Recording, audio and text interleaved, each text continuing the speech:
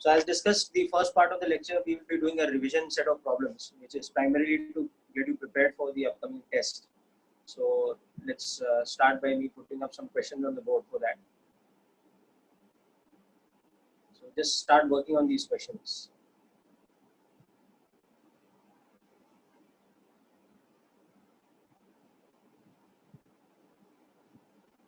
So as a revision class exercise, let's start with this.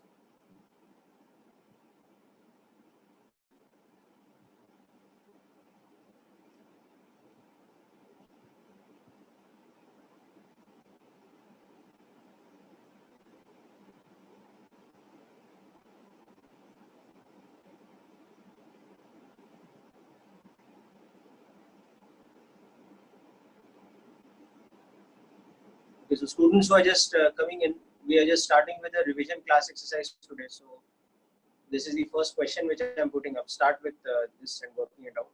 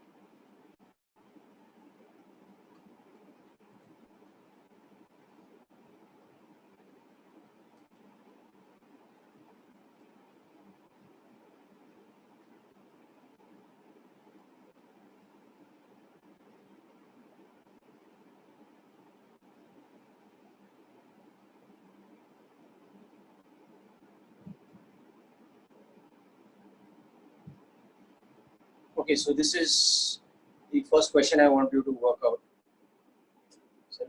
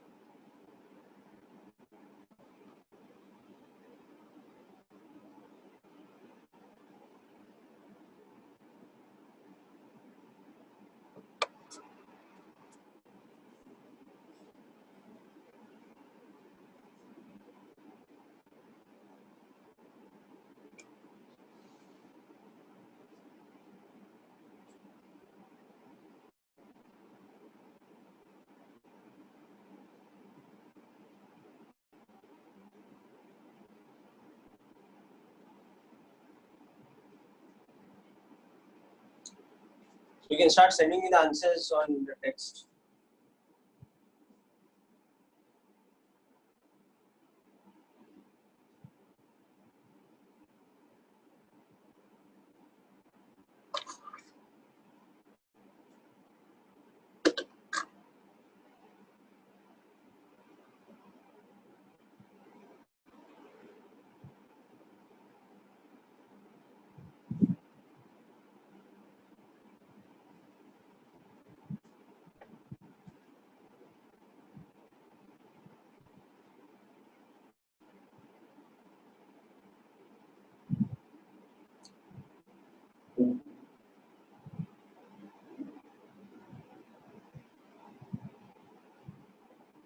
Yes, Ishita, it's correct for the first part. Vector E is correct.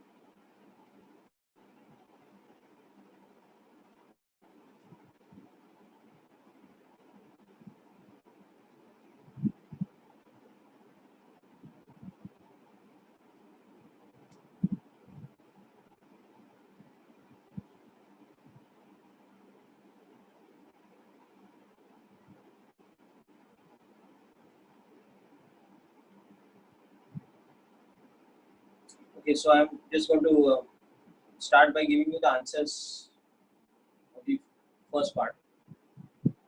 Then I'll work out the solution also for you. So vector E should be given by, yes, Anna, that is correct.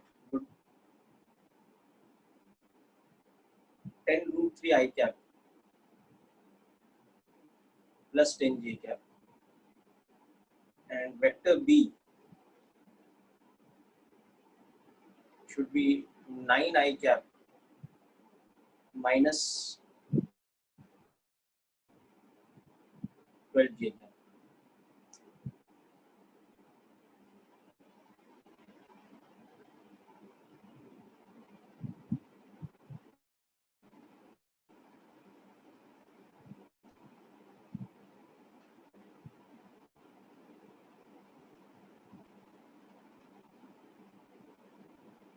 Yes, we'll discuss for both here, but try to figure it out yourself also.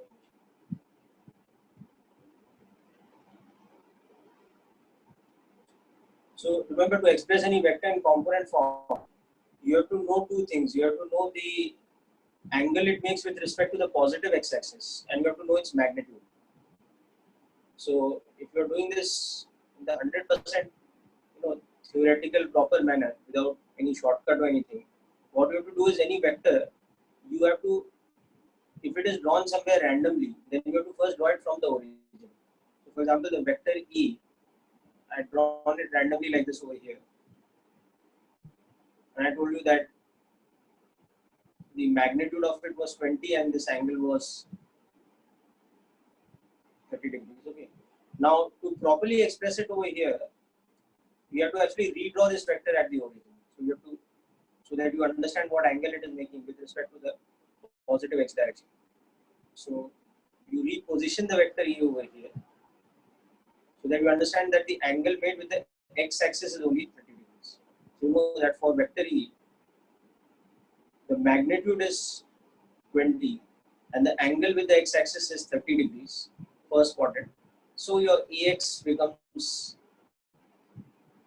E cos theta, which in this case is very simple, it's 10 root 3, and Ey is E sin theta. So this case is very simple, it's 10, and you can see both the components are positive. So once you've redrawn it this way, you can get rid of this, it's no longer required. Just to explain, okay. So the vector E, you can see is justified that it has a positive x component. It has a positive x component of 10 root 3.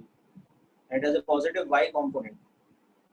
The projection on the y-axis is on the positive side, and expressed as a vector, it will just become Ex I cap, which is 10 root 3 I cap plus Ey j cap, which is 10 j. Okay. So this is very simple. I'm sure all of you got this. Now let's apply the same principle or the same concept here to vector B. You would understand that there you have to be a little bit more careful about how the direction is shown. So the vector B originally I had drawn for you in this way, it was like this. But that doesn't mean that the angle is in the second quadrant, because I have drawn the origin of the vector here. So to understand the angle of the vector B with respect to the x-axis, you have to actually redraw it such that you are drawing it from the origin of your coordinate system. So in order to do that, let's say what we want to do now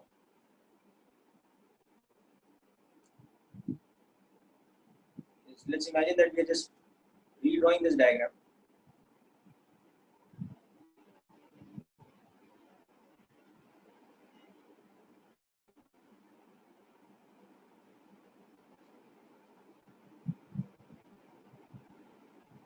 Where we pick up the vector B and we understand that it was pointing in this sort of direction. Like this, it was pointing downwards like this. When this angle was 30. So we understand that when we draw it from the origin, we draw it from the origin onwards. So it will become like this. Vector B should be.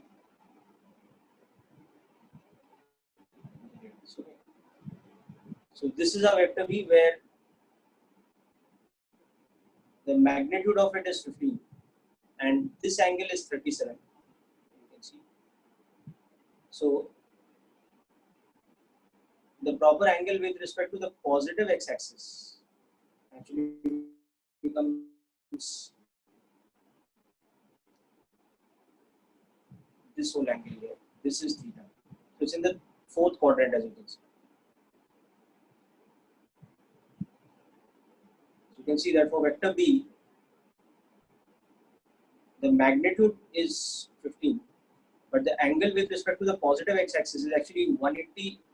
Sorry, it is up to here is 270 plus 37 or 307 degrees. So you can see theta is in fourth quadrant, or you can also write theta as minus of 53 degrees. Plus of 307 is the same as minus of 53, because you can see that this angle here, this is 50. So what we can express as an anti-clockwise angle of 307 is the same thing as a clockwise angle of 53, like that. So that is it. Okay, so now for B, you have to understand that you have to use the quadrant 4 formula. So quadrant 4 mein kya, the sine of theta becomes minus of sine 360 minus theta, and cos of theta becomes positive of cos 360 minus theta. So that is why over here when we express our sine of 307 degrees, it will be minus sine 53. It will become minus of 4 by 5. Whereas our cos 307 will be positive of cos 53. So that will be plus 3 by 5. So this is what we'll substitute now for bx and by. So bx is b cos theta. So substituting this 15 into 3 by 5. So bx is positive, as you can see in the diagram also. There's the y component, which is b sine theta. It is 15 into a negative quantity, minus of 4 by 5. So it is minus 12. So that is how our vector b is getting expressed in component form as this. It is minus 12, 9 I cap minus 12 j cap.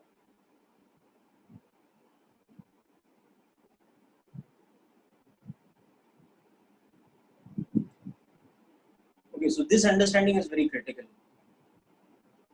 First and foremost, okay, whenever we are dealing with component algebra, the first thing that we have to be very clear about is sine theta and cos theta in 4 quadrants, so that you don't make the mistake with the algebraic sign of the components.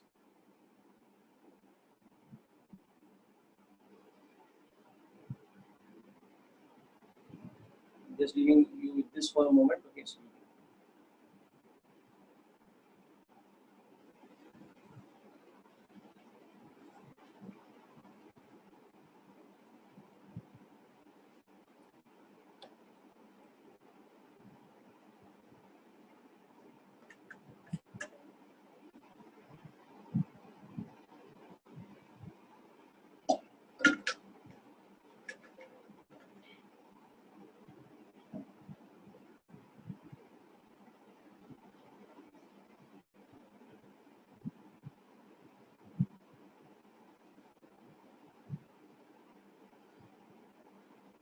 okay, so see completion of the formula will give you this.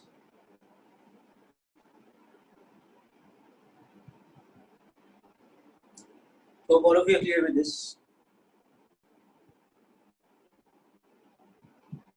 Okay. So that's done. Then we have found A and B. Now next up, you want to find the vector sum of A and B. So that's very simple. That's straight up algebra.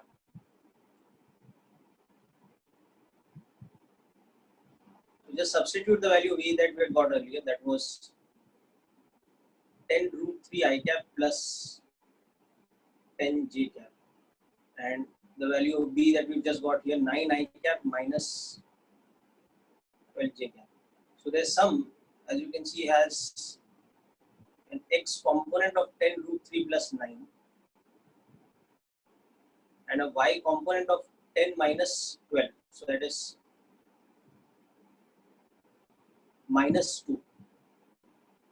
So we have 10 plus of minus 12 because that component is minus 12. So of course you can do all this calculation in one step also. You don't need to write out everything carefully, but this is just so that we don't make any careless mistake while writing. I'm just taking extra precautions and writing everything carefully. So it is minus 2j. Okay, so that's done. That's your vector E plus B.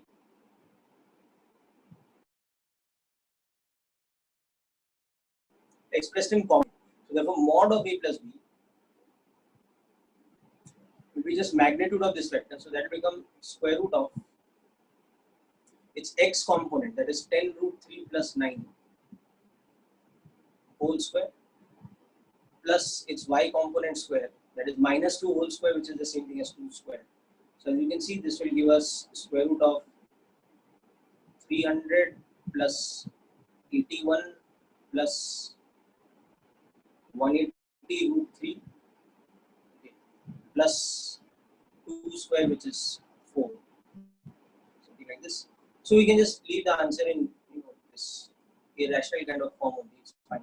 So 381 plus 4, so that is 385 plus 180 root 3. For right now, this much is enough. We don't need to substitute root 3 as 1.7 and do a decimal place calculation. This is enough for the magnitude.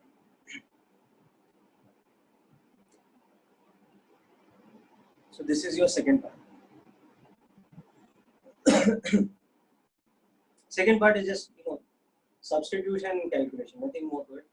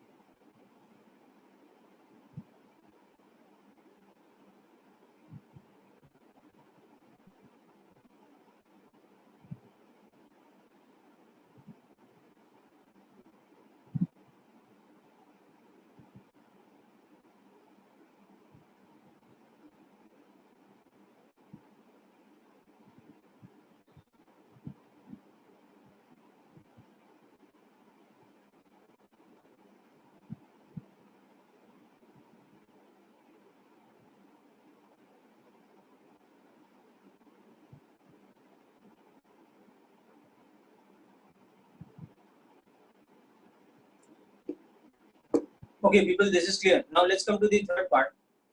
That part is pretty simple. The third part is, now you can see according to the diagram, the vector C is such that it is just having a y component. It is not having an x component, because its direction is given to be along positive y-axis. Okay. But magnitude is not known. Direction is known, but magnitude is not. So I'll just take you back to the original diagram of the question. So you can clearly see in the diagram C was parallel to the y-axis and pointing upwards. So its direction is given to you. It is only the magnitude of C which is unknown, whereas A and B's magnitude was given. Now, what was the condition given to find out C? It was given this, that find mod C such that the resultant vector of A, B and C, that is E plus B plus C, that is lying along which direction? Only along the x-axis. Okay, so this condition we have to solve, that the resultant lies along the x-axis, where the resultant is given by this. Okay? So let's follow that instruction now. Okay? So therefore, we write the resultant as a formula here. It is supposed to be the vector sum of E plus B plus C. Now E plus B we had already calculated above. So that E plus B, if you remember, it was 10 root 3 plus 9 I cap minus 2j cap. Yahi tha na E plus B. And to that we have to now add the vector C, which is nothing but some C magnitude into j cap. So this was substituting from earlier. So this is from part 2 of the question. Okay. So now it's very easy. You can see it is 10 root 3 plus 9 I cap plus, when you add these two, C minus 2 j cap. So this is the resultant vector. So the condition for the resultant to be along the x-axis. Okay, now the condition for the vector R to lie along the x-axis, that condition is that R's y component should be 0. Okay, then is something into I cap. So y component is C minus 2. So that should be 0. So C should be equal to 2, or in other words, the vector C for that condition to be satisfied should be 2j cap, and its magnitude should therefore be. This is the condition for the vector R to be along the x-axis. So quite a simple question in that regard. You can see the last part.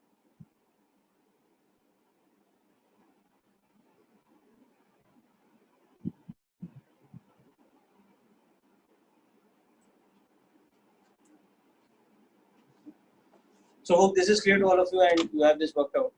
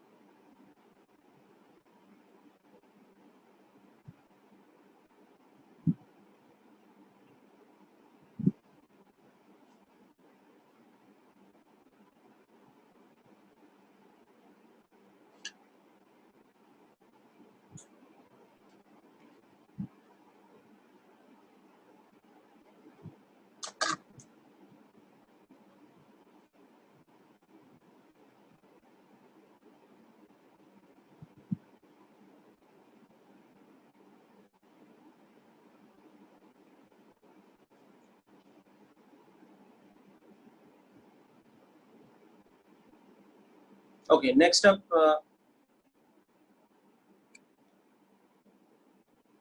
let us look at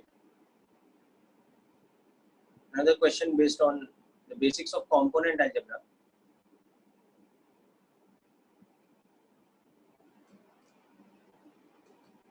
So given two vectors like this,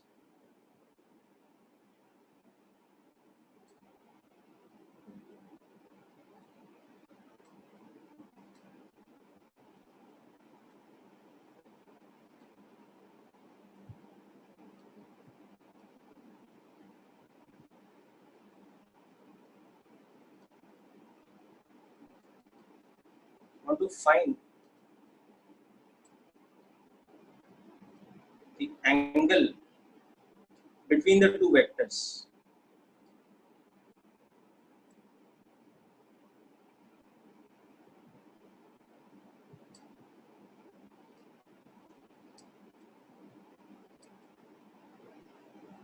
How much is the angle between the two vectors? We want to calculate this.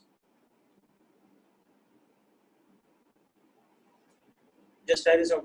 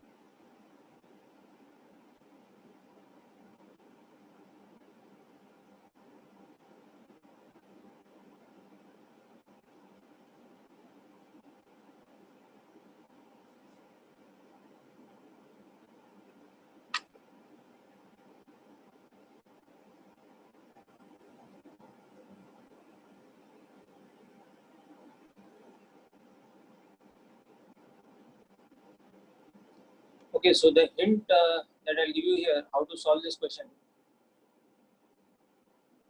is that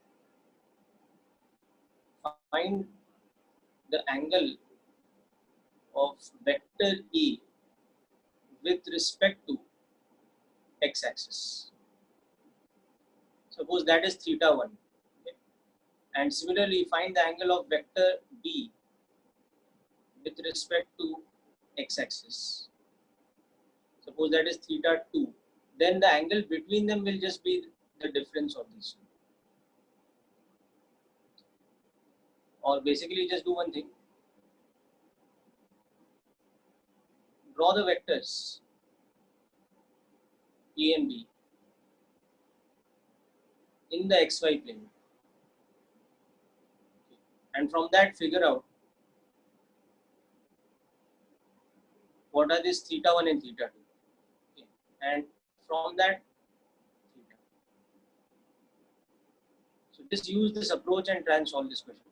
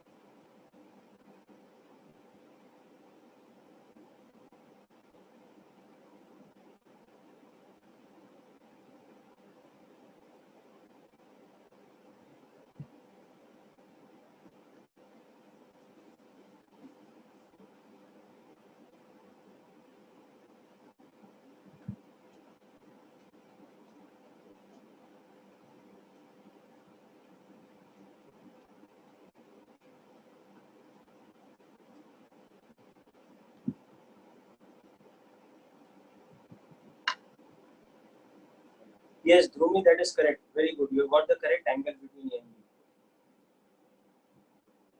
So this is one of the trickier type of questions. Okay, and you got this correct. So that's well done.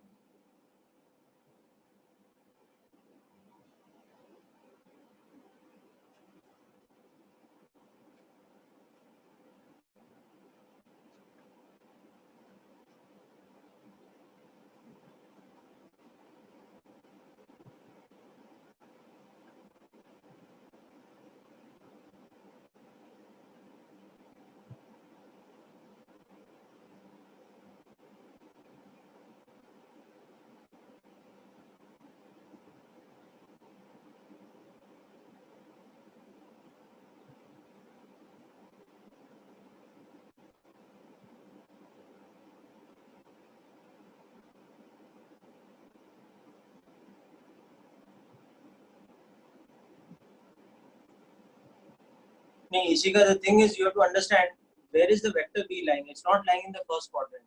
You have probably got the answer by taking theta 1 and theta 2 both in the first quadrant. But pay attention to the algebraic sign of the components. No? Vector A is in the first quadrant, but vector B is actually lying in the second quadrant.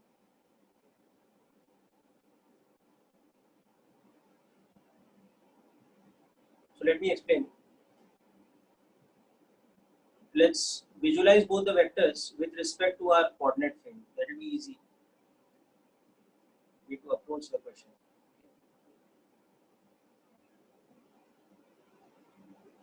So in this coordinate system, I first want to plot the vector E, which is given to me by this relationship. It was 5 I cap plus 5 root 3 j cap. You can see that vector E will be lying somewhere in the first quadrant such that something like this.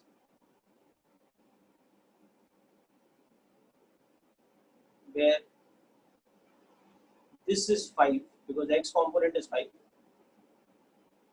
and this is 5 root 3 and this is my theta 1. So you can see that tan theta 1 is y component of A divided by x component. So that is root 3 and theta 1 is in first quadrant. Okay. So you can see that theta 1 is becoming 60 degrees. And the same thing now let us plot our vector B in the same diagram. So vector B, now first of all, given to us was vector B as minus 2 I cap plus 2 j cap. So you can see it has a negative x component and a positive y component. So the vector B is lying in the second quadrant. It's lying somewhere over here.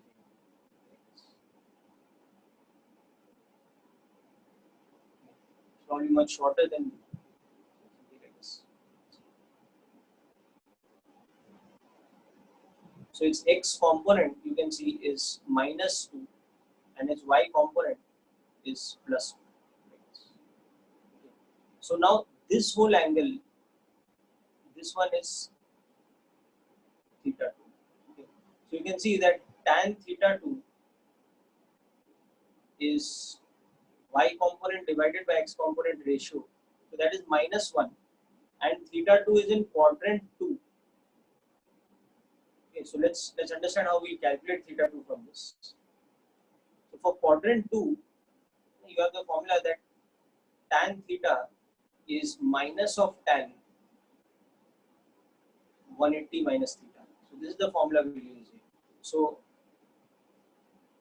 tan of theta 1, sorry, theta 2, for the vector B we have taken the angle as theta 2, is actually minus 1 and that should be negative of tan 180 minus theta 2. So from this you will understand that tan of this angle, that acute angle between the negative x-axis and that one is 1. That means that angle 180 minus theta 2, that is actually 45 degrees. So theta 2 here is 135 degrees. This is the proper trigonometric way of doing it. You can also just do it by geometry above like I taught you before. You can just drop the perpendiculars and figure out that this smaller angle here, This is 45. Therefore, theta 2 is becoming this. Okay. Now, in the same diagram, I want to calculate theta, that is the angle between A and B. So, where does theta lie? Let's understand that. So, in this diagram, just try and make this a little more clear. So, this angle here is theta 2. This one. Okay. This magnitude was 2. Okay. Now, I want to find which angle? I want to find the angle between A and B. So, that is this angle over here. This angle. This is my theta. So as you can see, my theta is theta 2 minus theta 1. So finally, theta is this one, which is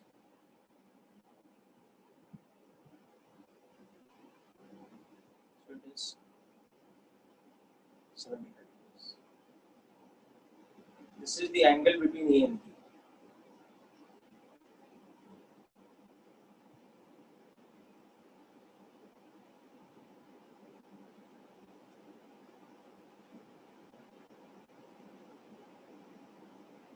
Alright, so this is the complete solution of this.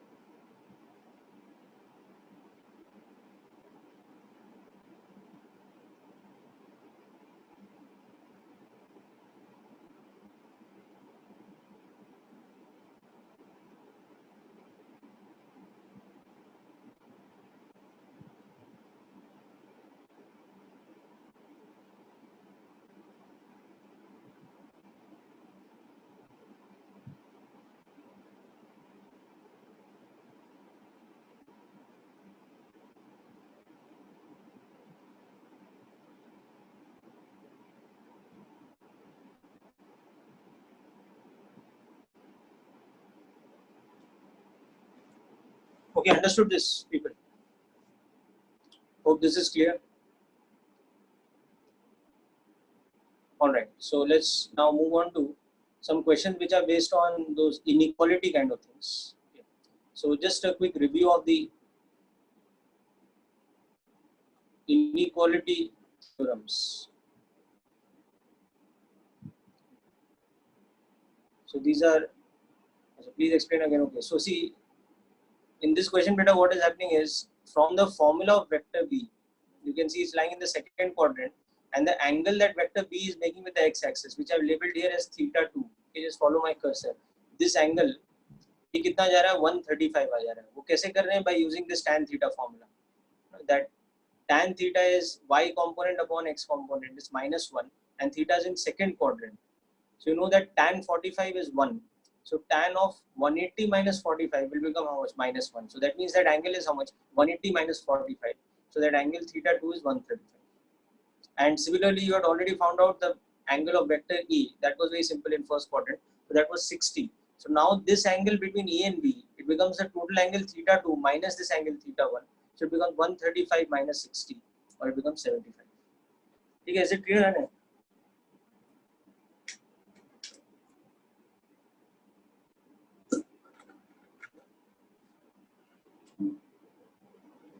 Okay, good. So now let us continue with review of the inequality theorem. So first of all, for the sum triangle, we had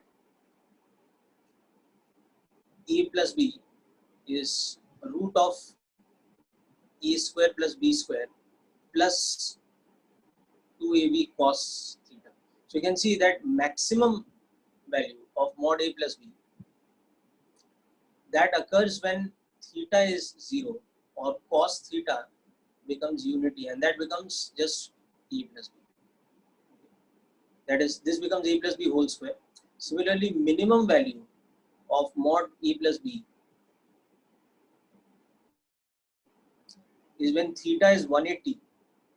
So that cos theta term becomes -1. So that time the quantity inside the square root actually becomes A minus B whole square. So its square root becomes magnitude of A minus B. So this was the first inequality. Okay, from this we saw that for all values of theta, the resultant's magnitude, that is mod of E plus B vector, cannot exceed the sum of their magnitudes and cannot be less than the difference of their magnitudes. This was the first thing that we saw. And also we saw that since theta being between 90 and 0, cos theta is positive. Okay, theta being equal to 90 degree, cos theta is 0. And theta being obtuse, that is greater than 90, less than equal to 180, cos theta is negative. So we also saw that for this condition, mod of A plus B actually becomes greater than the hypotenuse formed by A and B. And for this condition,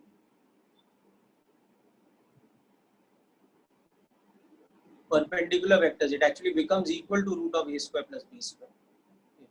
And for this condition, we saw that mod of A plus B actually becomes less than root of A square plus B square. So these are the inequalities related to the sum, okay, of the vectors. So we'll also see the inequality theorems related to the difference of the vectors, but first let's concentrate on this part. So the resultant of A and B, that is E plus B, has these inequalities. That is, maximum possible value is this. Its minimum possible value is this. And when they are perpendicular to each other, then the value of mod A plus B actually becomes root of A square plus B square. Okay. So we have these. So let's work out a question based on these inequalities.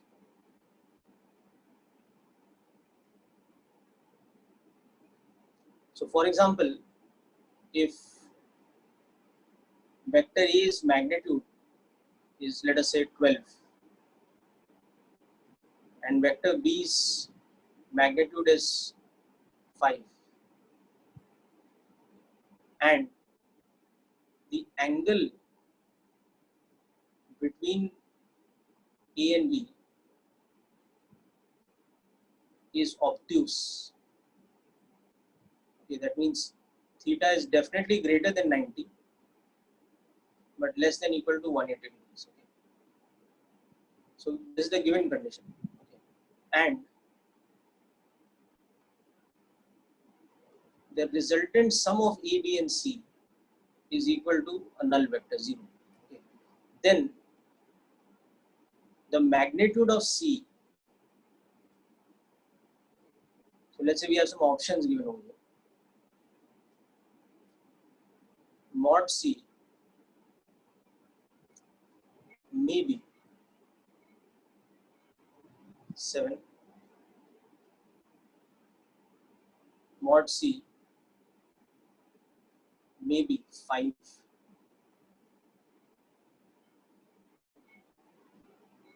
mod C may be 13,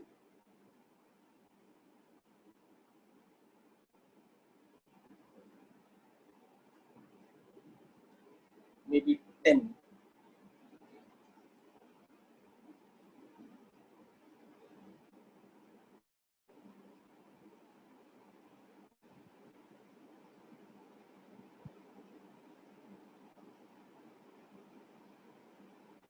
So just as a practice question, I've given you more than 4 options. Though in your standard JEE pattern, you only get questions with 4 options. Okay. So which of these options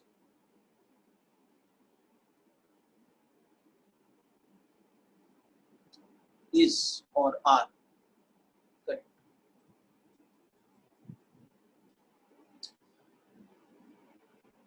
In the coming test on 17th, you will not get these type of questions where more than one option is correct. You will only get single option question. Okay. I'm sure you've already had a discussion with other teachers also about this. The pattern of the paper for the test on 17th will be that it will have only single option correct MCQ questions, where 4 options A, B, C, D will be given, out of which 1 will be correct. So if you mark the correct one, you will get plus 4 marks. If you mark the wrong one, you will get minus 1 marks. And if you leave the question, then you get 0 marks. So there is also going to be negative marking. And there will be 25 questions in physics, 25 questions in maths, and 25 questions in chemistry. So anyway, figure out this question, people.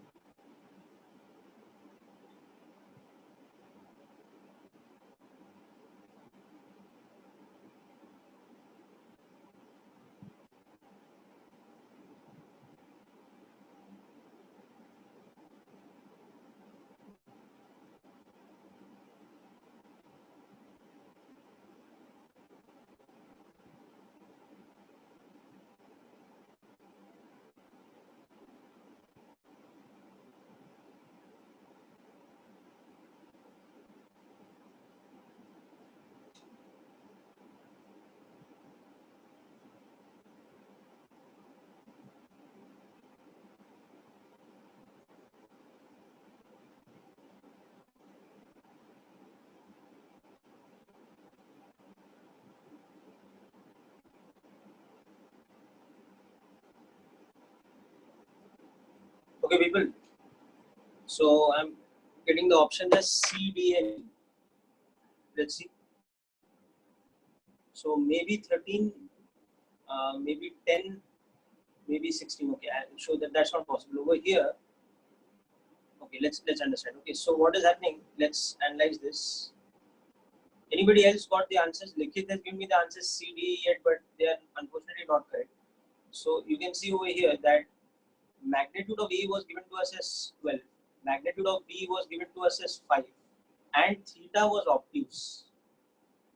So when theta is obtuse, you can see that A plus B will be less than root of A square plus B square. Okay, because theta is less than, is greater than 90 and less than equal to 180.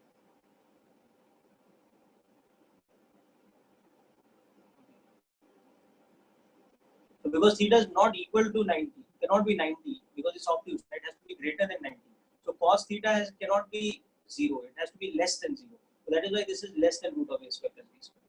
On the other hand, it can be 180, that comes within obtuse. So it can become the difference.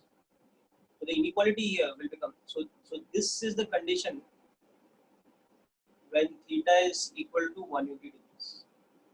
Whereas this would be the condition when theta is equal to 90. But it's not going to be equal to, it's always going to be greater than 90. So this is going to be less than, whereas here it's going to be greater than equal to. So our mod A plus B over here will have to be always less than 13.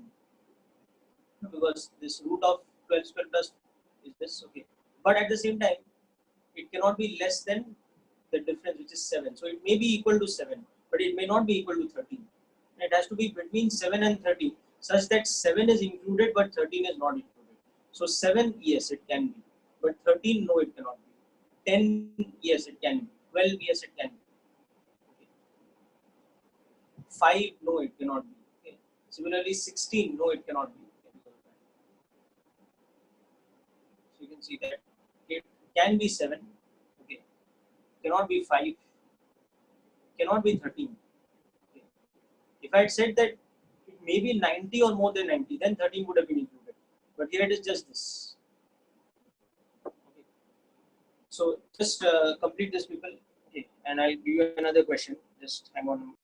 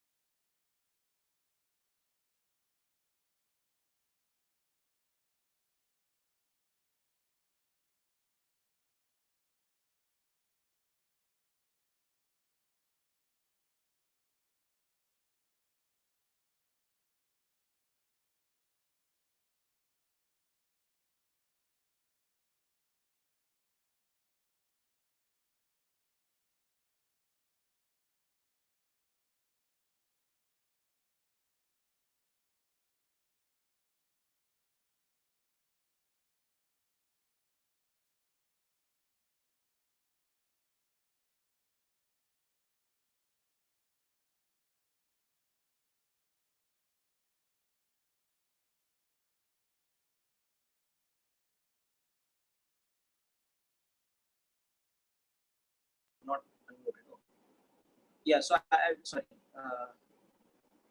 Hope I'm audible now to everybody. Okay. Yeah, so I will just take you through the options again. So देखो क्या हो रहा था? It is an obtuse angle. That means 90 से बड़ा but less than equal to 180. That means my cos theta cannot become 0, but it can become up to -1. So my cos theta is greater than equal to -1 but less than 0. It's never becoming 0. It's always a negative quantity.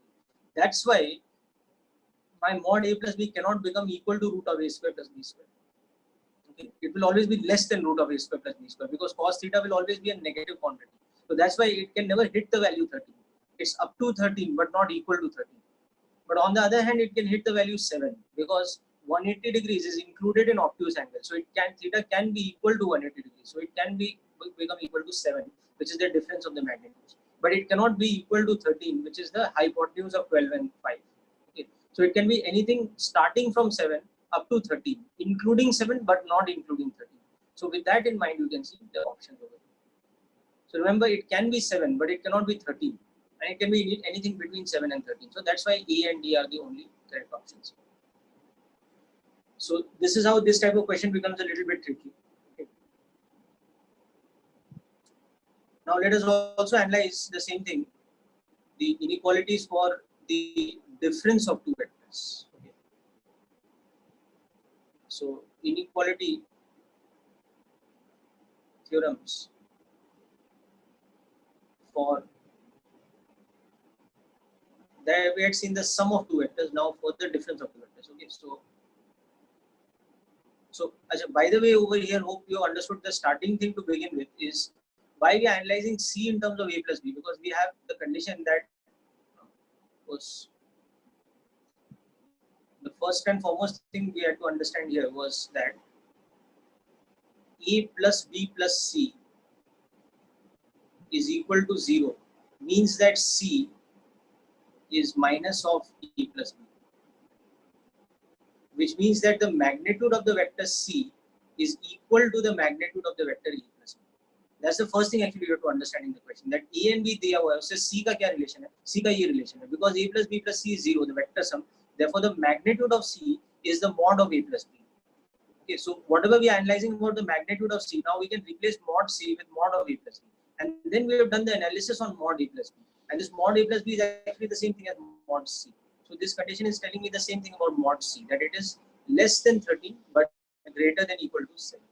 So that is why it can be 7. It cannot be 13. It can be 10. It can be 12. It cannot be 5. It cannot be 16. It cannot be 13. These kind of values. So hope this is fully clear. Okay.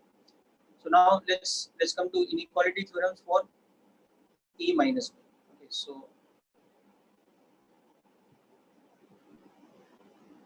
for this we make use of this formula, that magnitude of A minus B from the second part of the triangle law, or you can say from the parallelogram law, it is root of A square plus B square minus 2AB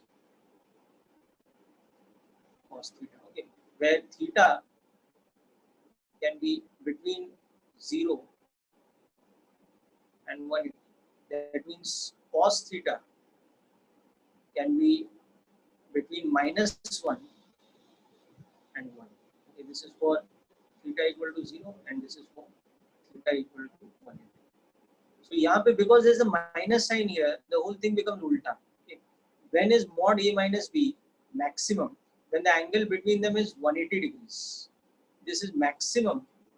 Its maximum value is equal to A plus B, and this occurs for theta equal to 180. When they are opposite vectors, then their difference is actually having a magnitude of sum, whereas its minimum, and that minimum is equal to the difference of their magnitudes. But that happens when theta is equal to 0. Okay. Or in general, we can again say the inequality is like this, that the magnitude of A minus B cannot exceed the sum of the magnitudes and cannot become less than the difference of the magnitudes. Okay. But it becomes this for theta equal to 0, and it becomes this for theta equal to Whereas for some, the inequality was the same, but the maximum occurred when they were parallel vectors or theta was 0. And the minimum here occurred when theta was 180. So just that condition gets flipped. Otherwise, the inequality is the same. Okay. So that's the first thing. The second thing is that for theta equal to 90 degrees, again, what happens? Mod of A minus B becomes equal to the hypotenuse, root of A square plus B square. And for theta less than 90 degrees, okay, acute angle, okay, mod of A minus B actually becomes less than the root of A square plus B square. Whereas some के case में क्या था उल्टा था. When it is acute, E plus B was greater than root of A square plus B square. But for difference, when when the angle is acute, that is when the difference is less than the hypotenuse. Okay? And when it is an obtuse angle,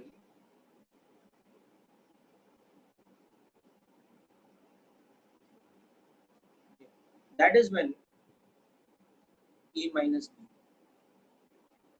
becomes greater than root of E square plus B square. Okay? So this is it. So let's understand this with another example question. If theta is equal to 120 degrees between vector A and B, then which of the following is or are correct? Okay. So option A is that mod A plus B is greater than mod A minus B. Option B is that mod A plus B is less than mod A minus B. Option C is that mod A plus B is greater than root of A square plus B square. And option D is mod A minus B is greater than root of E square plus B square. Okay. So let's just keep it to 4 options. But again, this is a question where more than one option is correct. So just go through the options very carefully. Okay. So if you like, first what I'll do is I'll take you through the inequalities for the difference also first. And then we'll come back to this question. So just go through this earlier part a little carefully first.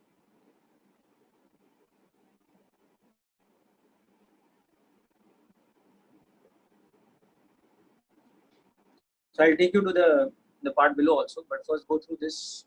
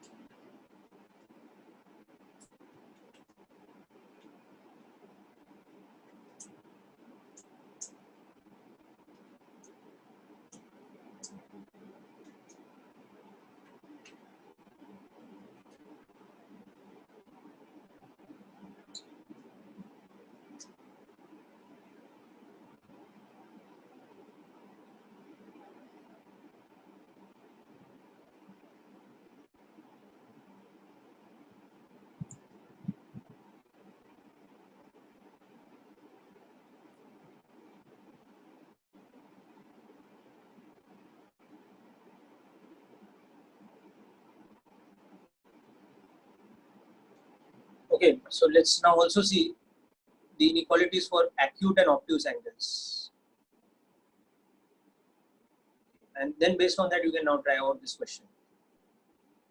So actually, whatever you need to solve this question, part of it is lying in the inequalities which are right above.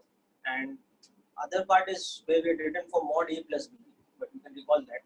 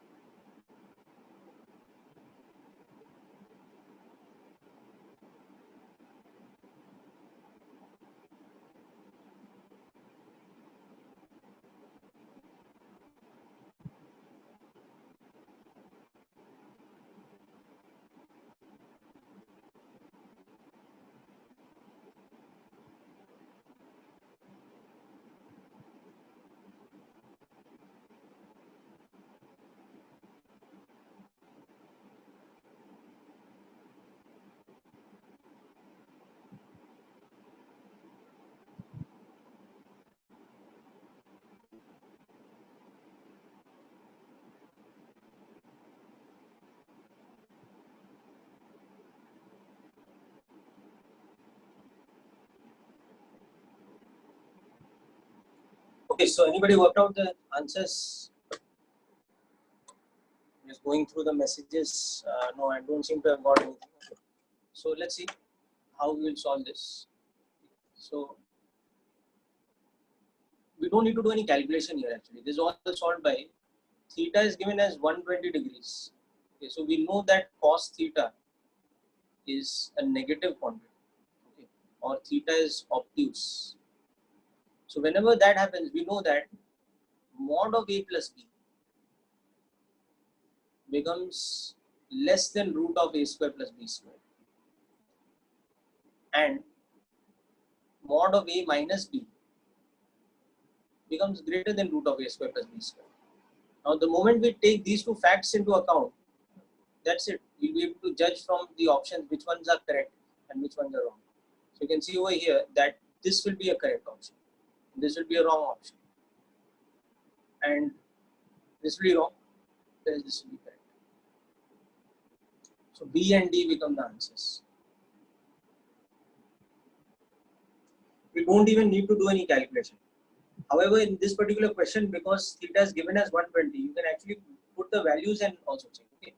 So since theta is 120, you can actually use the value. Cos theta is minus half. Therefore, what is your mod a plus b? Root of a square plus b square plus 2ab cos theta में क्या हो जाएगा? This will become minus ab because cos theta is minus half. Whereas mod of a minus b will become root of a square plus b square plus ab. No? Because wherever there's cos theta, you're replacing it. So now you can actually just compare these two values and see why option B and D are correct, whereas option E and C are wrong.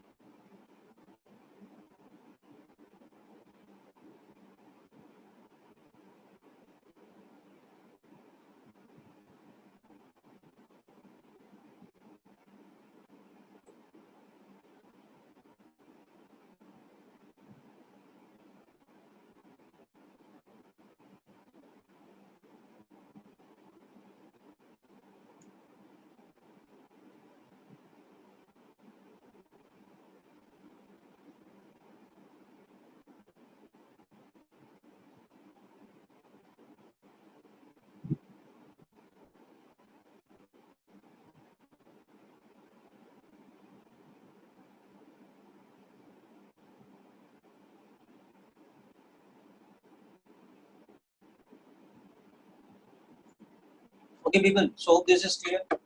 Understood by both the methods. Yes. Okay. Fine. So let's now look at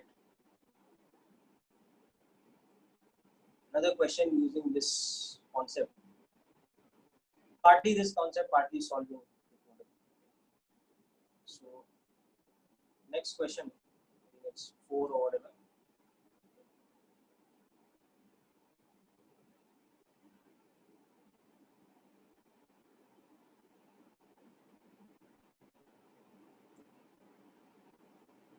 Given to us are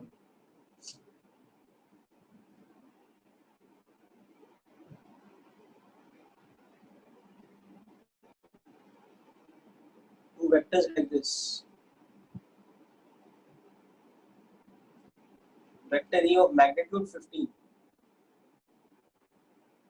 and this angle 30, and vector B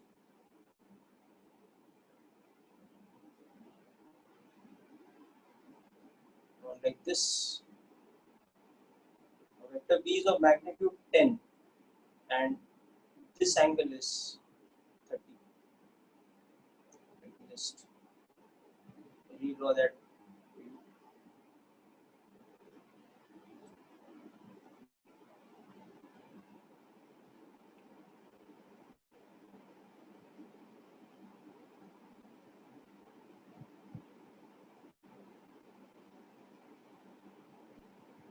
Vector B has a magnitude of 10 units and this angle here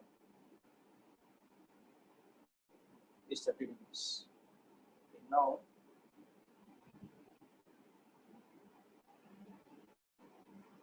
what we have to do first of all is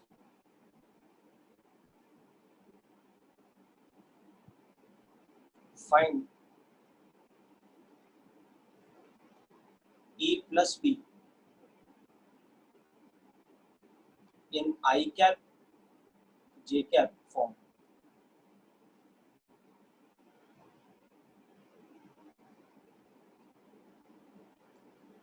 Then find the magnitude of E plus B.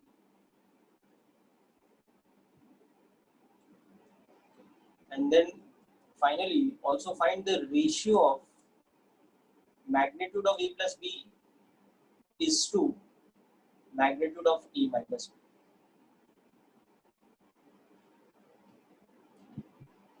Right, so let's get started with this question.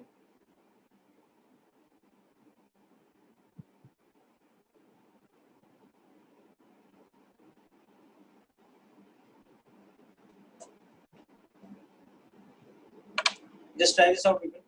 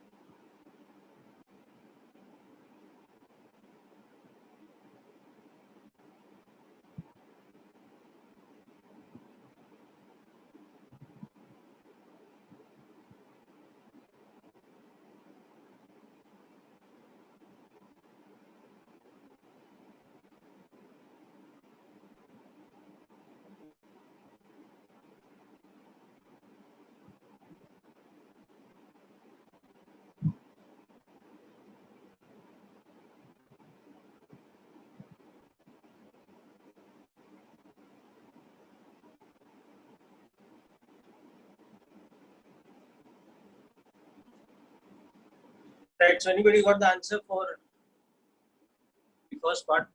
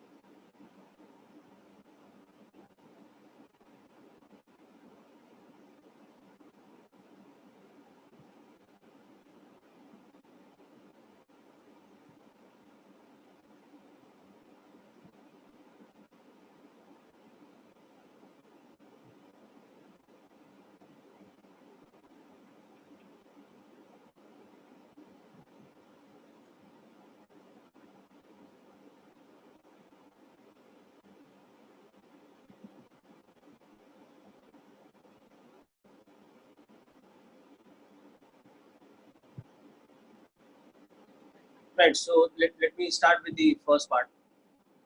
Start by giving you the answers. So you should be getting the vector E from the way it is drawn. It's very simple. We have already seen one like this before. So cos 30 you know is root 3 by 2. So this becomes 15 root 3 by 2 I cap plus 15 by 2 because sine 30 is half j cap. So that was simple first quadrant. But the vector B is not in the first quadrant. The vector B is in fact pointing like this. It's actually in the second quadrant. It's like this. And for the vector B, this total angle you can see is actually 120 degrees. So you have to use cos 120, which is minus half, and sine 120, which is plus half. So this will become minus 5 I cap plus 5 root 3. So this is what you should be getting for E and B. So from that you will get E plus B and E minus B. So next step here, you will get the vector E plus B as 15 root 3 by 2 minus 5 as the x component, and plus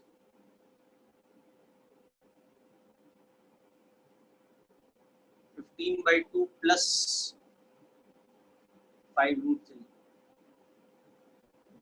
Okay, so this is the answer that you should be getting for the first part.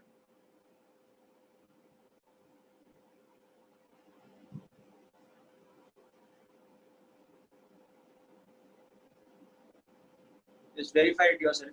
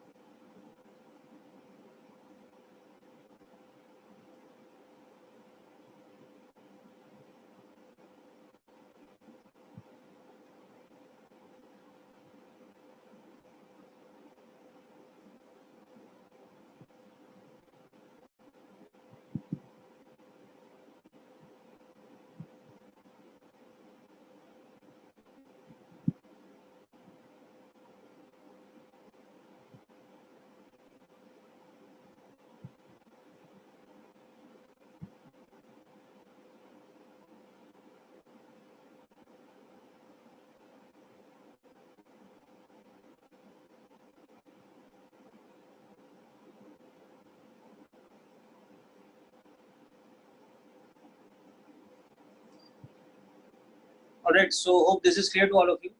Now I'm waiting for the answers of the second and third part.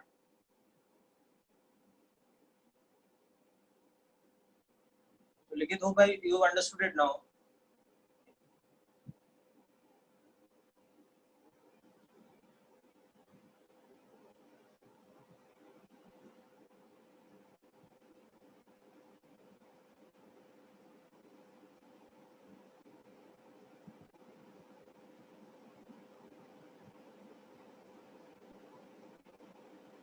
Okay.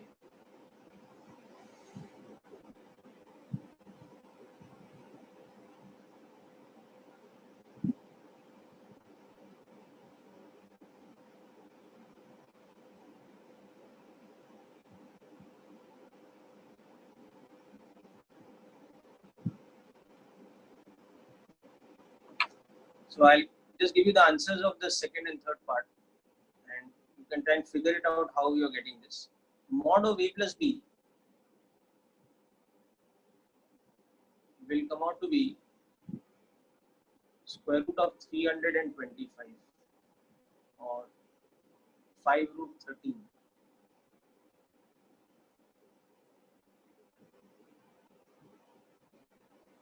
And interestingly, mod of a minus b will also come out to be the same thing.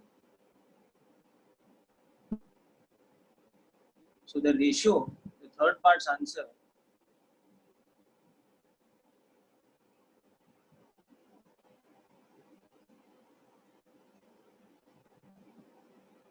should come out to be 1:1.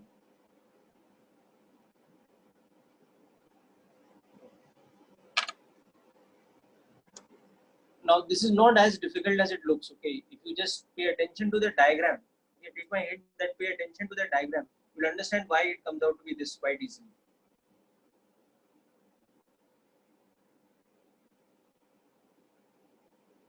Okay, just figure this out why this is coming equal, mod of a plus b and mod of a minus b.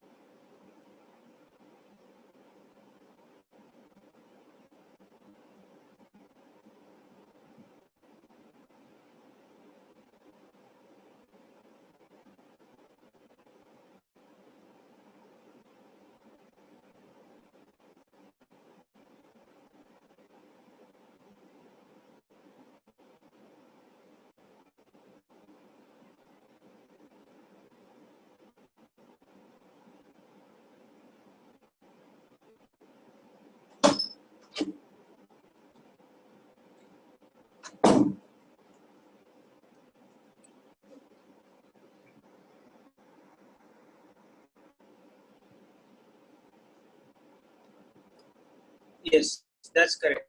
You have guessed, you have understood the method correctly. See, to find mod A plus B, we don't actually need to do that square root method over here. If you just observe the diagram, you realize that the vectors A and B, they are actually perpendicular to each other. Just observe the diagram carefully, understand that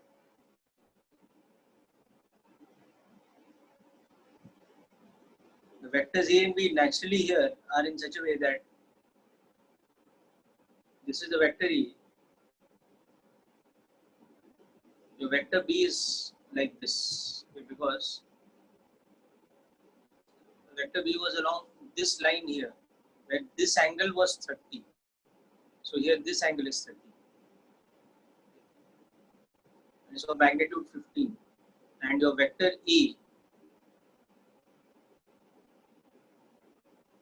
was of magnitude 15 and this angle was 30. Sorry, vector B was of magnitude 10. Whatever. So you can also see that the angle between vector E and B is 90. This is the angle theta between E and B. This is 90 degrees. That's why when you construct that vector parallelogram, it will actually become a rectangle with equal diagonals. So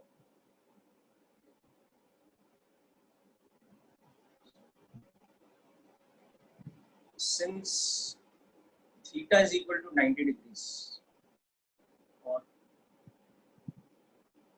A and B are perpendicular, therefore mod A plus mod B equals to mod A minus mod B, equal to root of A square plus B square, which is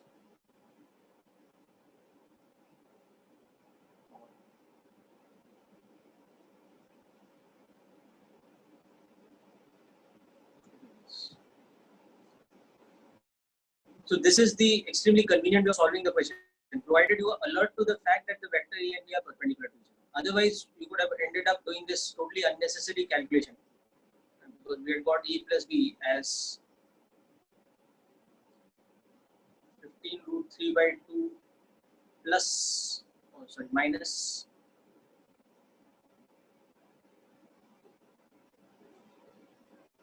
5 I cap plus 15 by 2 plus 5 root 3 j cap. So you would have done this totally unnecessary calculation. Unnecessary because here it's really not required. The two vectors are perpendicular to each other, so there's no need to get into so much effort. But nonetheless, you would have got the same.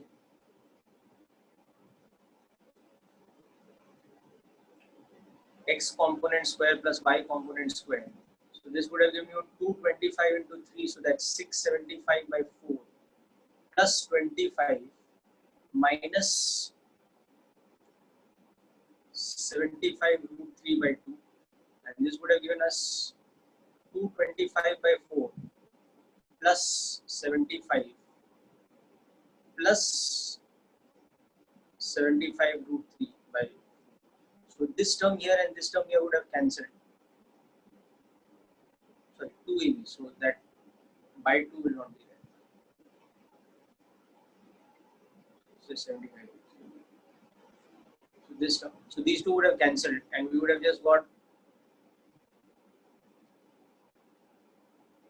675 plus 225 by 4 plus 25 plus 75. So that is 900 by 4 plus 100. So you can see that is 1300 by 4 or 5. Okay, so this is also there, but the whole point I'm making is that in vectors you have to be very alert. If some shortcut is applicable somewhere, then make use of that. So always be mindful of the fact that if two vectors happen to be perpendicular to each other, then calculating the sum or difference is not at all difficult. You don't have to do so much. It is just root of a square plus b square.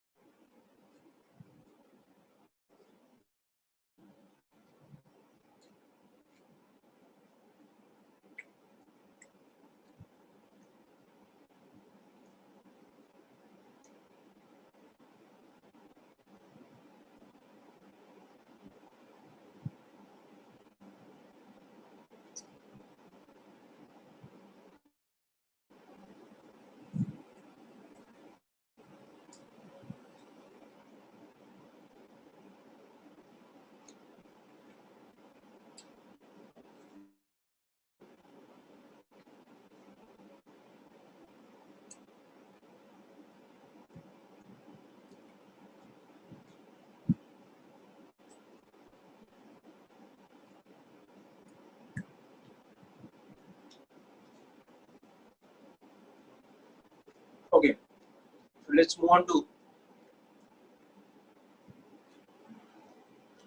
another example. Or whatever. Let's take a three-dimensional example for once. So vector E is, let us say, 2i cap plus j cap plus k cap.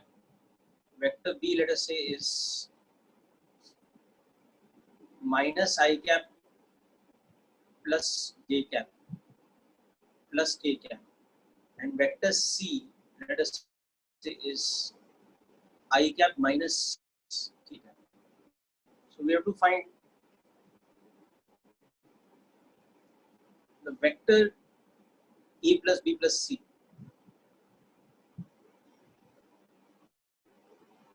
in I cap, j cap, k cap notation or three-dimensional component form. And we have to also find the magnitude of E plus B plus C. Just work this out quickly, people. This is a very easy question, but this is just to give you basic practice on three dimensions.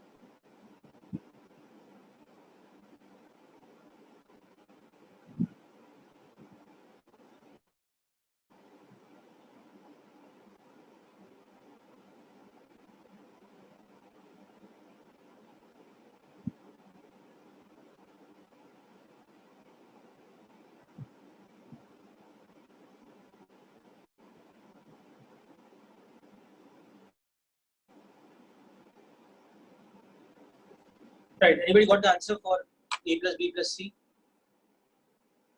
Yeah, I got one message. Let me see. Yes, Dhrumi, that is correct. The components are correct. So now just work out the magnitude.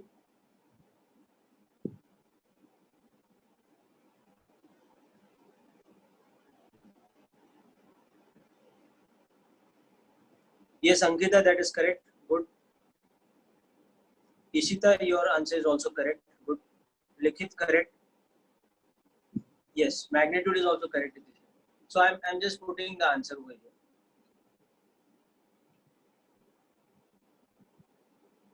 So when you're doing A plus B plus C, the basic idea here is that you will just add their x components, ax plus bx plus cx, and add their y components, ey plus by plus cy, and similarly add the z components also now, because they are three-dimensional. So just substitute from above and you will see. And this becomes 2 minus 1 and 1. So 2 minus 1 plus 1. Then the j cap components become 1 plus 1 plus 0. And the k cap components are 1 plus 1 minus 1. So this is k cap. So that's it. Now we're done.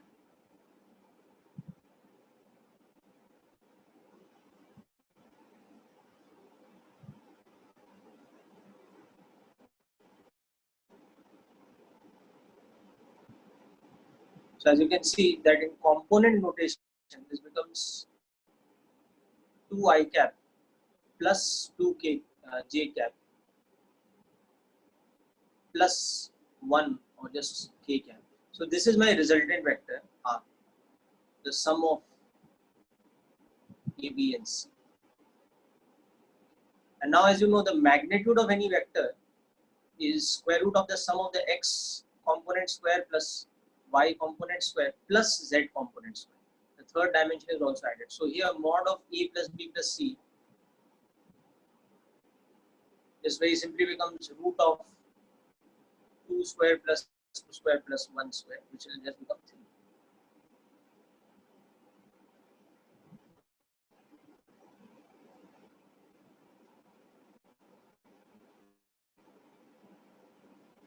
Okay, so extremely easy question. Okay, so more or less done with the practice set I wanted to do. Now I just got a message from somebody about some question. Question number 13 from assignment 5, which I've sent today. So since I've sent it today, I will just give you a hint of how to do that question. Actually, by the way, there is one small correction in that assignment 5. Okay, so first just note that down. So today's assignment which I've sent, the revision assignment,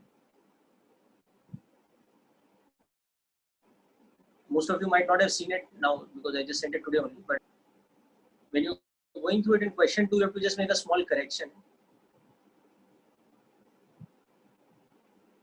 Just a moment.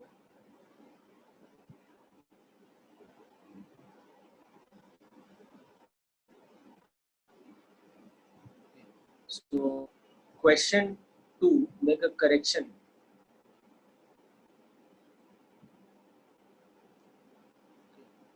In that, just give me a moment.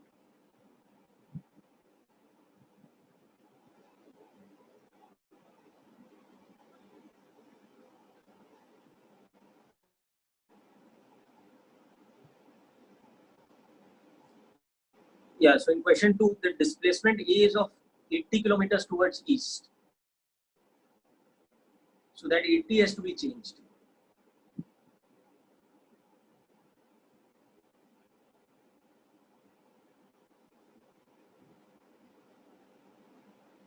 This is the statement that is given.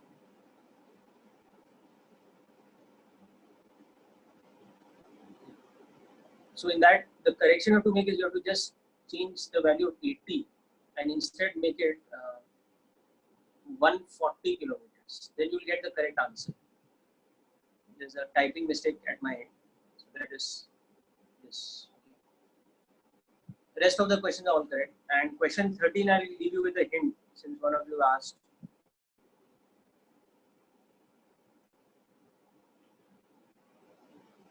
So question 13, you have to use three-dimensional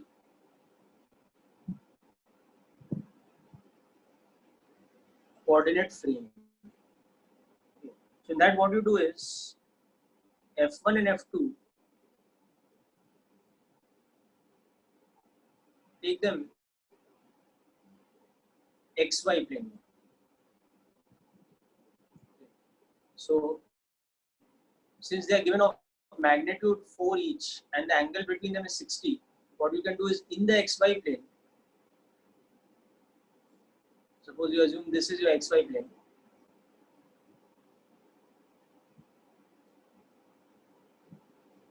you can take the vectors F1 and F2 like this. F1, let's say by default, is along the x-axis, but F2 is at 60 degrees to it, so it will be like this.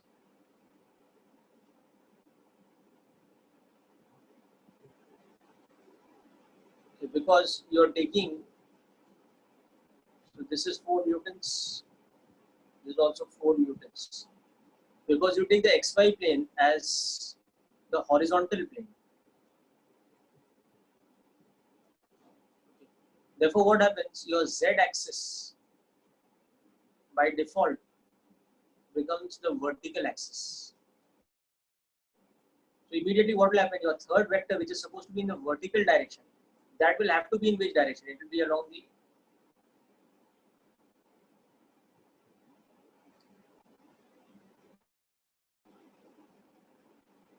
also of magnitude 4. So it will be 4 kN. Because it is given to you that F3 is a vertical force. It's given to us that F3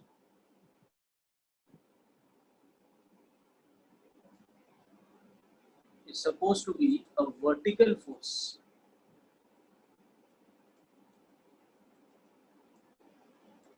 of magnitude 4 newtons.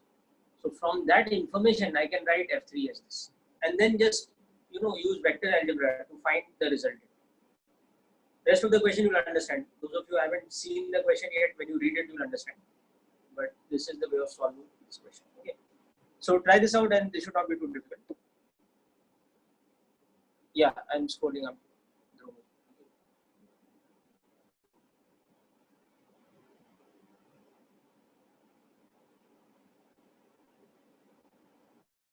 Yes, Likit, the thing is, three-dimensional is not difficult. Three-dimension is just the extension of 2D. So whatever concepts you learn for vector algebra in 2D, including some difference and magnitude and all that, that concept will just extend with the third component now. So when we are adding in 2D, for example, it's ax plus bx I cap plus ay plus by j cap, and that's it. But with the z component, it just you have to add a component az plus bz k cap like that. So just like that, the resultant's magnitude in 2D it is just x square plus y square square. Now it becomes x square plus y square plus z square. So that's it. So there's nothing extraordinary about 3D in that sense. So that's why once you're clear with the fundamentals of two-dimensional component algebra, extending it to 3D doesn't become difficult at all. That's why it's looking like it's very easy for you. You've done the basics of it. You're familiar with them, all right? And that is the level of difficulty of question. So don't worry. So this completes the you can say the first part of vector algebra, where we have not discussed about products yet, and your test is going to be only up to here. The second part of vector algebra, second part doesn't mean that it's as long as the first part. It's actually much shorter. But the second set of operations we will see is the two types of products in vectors. They are called the dot product and the cross product, and we will start looking at them from next week onwards. Okay, so wish you all the best for the test coming up. Make sure you do the revision of today's class exercise. Make sure you do a proper revision of this entire thing, and along with the revision, also attempt the questions of the revision worksheet which I've sent today, and discuss the doubts between tomorrow and day after with me over WhatsApp. And I think with that, you should have no difficulty for the test coming up. While going through these questions and while going through the revision worksheet, if you are having conceptual difficulty in any question, then try and contact me immediately via WhatsApp. So I will help you out with the revision of that concept. Okay. Everything will be there within your class notes and all that of the first 4 lectures or so.